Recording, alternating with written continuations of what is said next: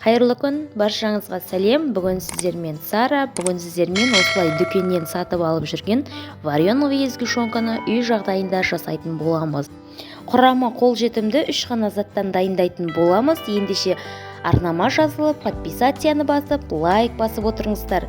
Сіздердің басқан лайктарыңыз келесі видеоны шығаруыма үлкен мотивация болады. Ал ендеше бірге жасайық. Отқа төзімді ыдысымызға сүтімізді құямыз. Сүтіміздің майлылығы өте маңызды. Дүкеннің сүтін қолданатын болсаңыздар 6 немесе 3,2% сүтті қолданыңыздар.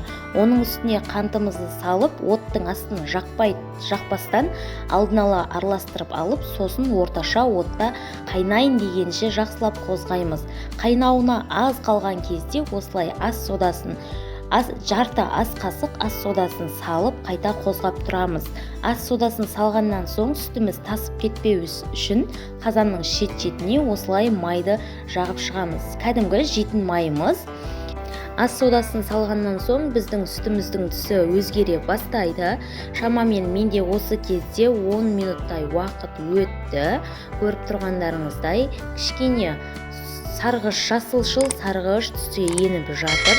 Дәл осылай 10 минут сайын қозғап тұру арқылы 1 сағат қозғаймыз. 1 сағатта біздің сүтіміздің түсі осылай қоңырқай алтын түске енеді. Міне бізде 1,5 сағат уақыт өтті. Біздің сүтіміз осындай түске енеді, қоюлана бастайды.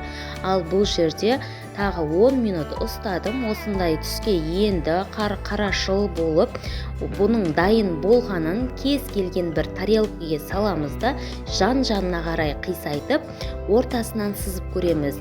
Екі шетіндегі сызылған кезде екі шеті қосылып кетпесе, біздің сгущенкамыз дайын деген сөз. Оттың астын өшіріп, кез келген ыдысқа құйып алсаңыздар болады. 2 литр сүттен 700-750 мл бізде сгущенка шығады. Осылай бетін жауып, толықтай суытуға қоямыз.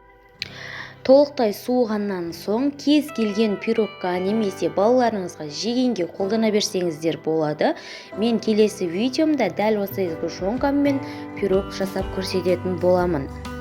Достар, қазақша каналының дамуына өз үлестеріңізді қоса кетіңіздер. Подписация, лайк басып, қоңыраушаны қосып, қолдап отырыңыздар. Комментария бөліміне келесіде қандай рецепт түсіргенімді қалайсыздар, соны жаза кетсеңіздер болады. Ал бізге ас болсын, сізде осылай жасап көріңіздер. Кездескенше!